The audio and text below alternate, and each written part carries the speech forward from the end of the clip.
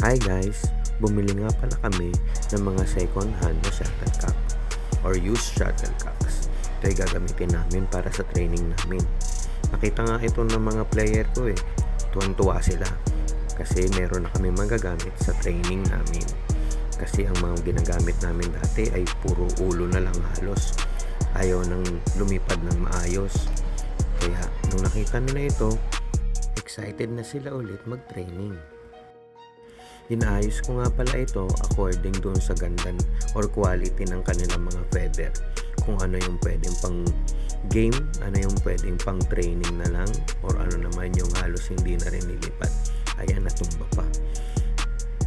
Mahal kasi ang shuttlecock pag bibili tayo ng brand new. Kaya naghahanap tayo ng mga second hand or used shuttlecocks para magamit namin sa aming training. Practical, ika nga, mura, at maganda pa. Ang tanong na lang ngayon ay kung hanggang kailan nila ito magagamit. Kasi talagang ganyan ang shuttlecock. Madaling masira, disposable. At saka, malalakas ng pumalo ang mga player namin.